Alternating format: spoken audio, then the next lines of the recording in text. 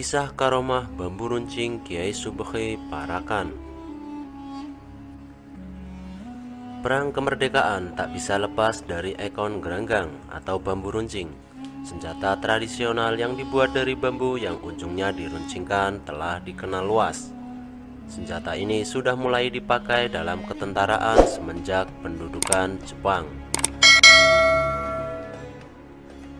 Dari beberapa foto tua, tampak prajurit peta berlatih menggunakan bambu runcing.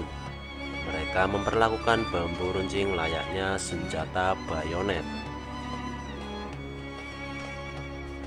Bahkan ketika Kolonel Sudirman berhasil mempecundangi pasukan Inggris di Ambarawa, atau yang dikenal dengan Palangan Ambarawa 15 Desember 1945, ternyata semangat heroisme pejuang saat itu juga terkait dengan soal bambu runcing.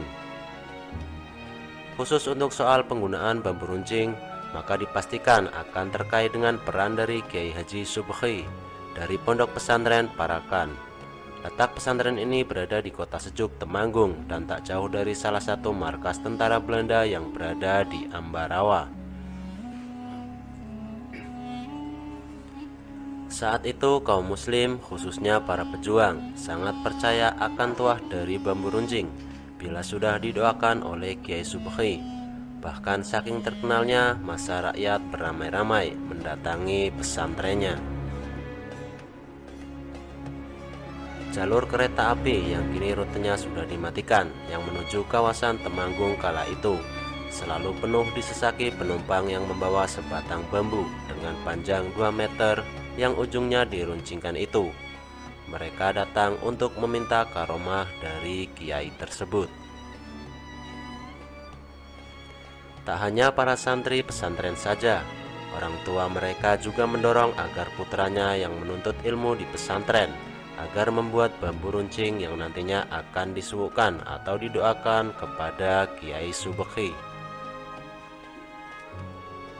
Pesantren Parakan ini tentu saja segera menjadi tujuan para pejuang yang datang dari seantero Jawa yang ingin memenangkan perang.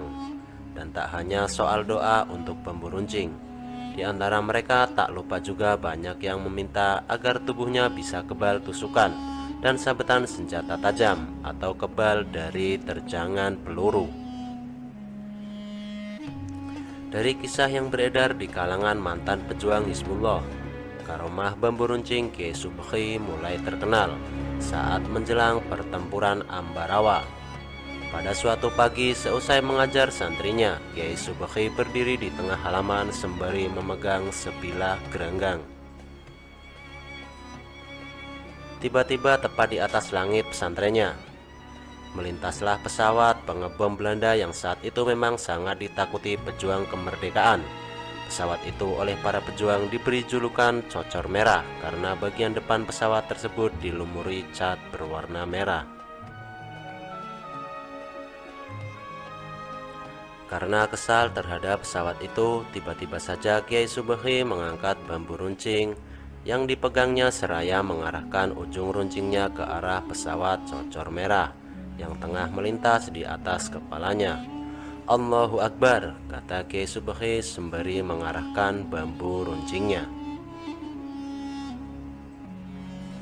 Anehnya entah karena apa, setelah takbir diteriakkan dan bambu runcing diarahkan, pesawat Cocor Merah tiba-tiba terlihat oleng. Tak hanya itu, pesawat pengebom itu kemudian menukik kencang ke arah bumi. Semua santri pun terkesima, dan beberapa jam kemudian datang laporan dari para pejuang yang menyatakan bahwa ada pesawat Cocor Merah yang terjun ke Rawapening.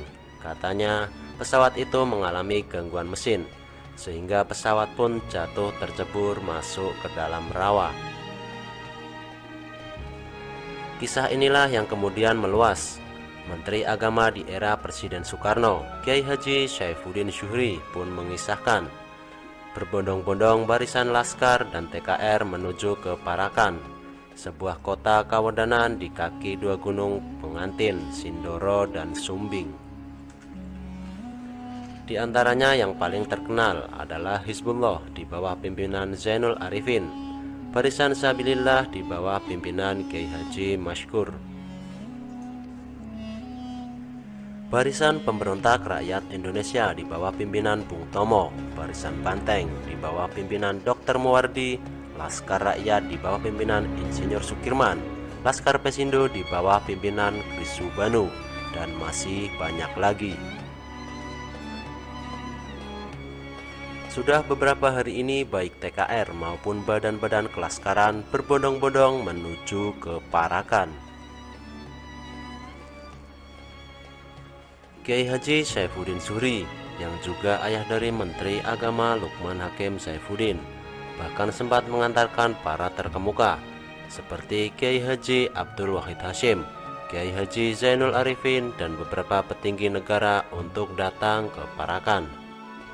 Sejak itulah Parakan di dalam masa perang kemerdekaan dikenal sebagai Kota Ganggrang atau Bambu Runcing.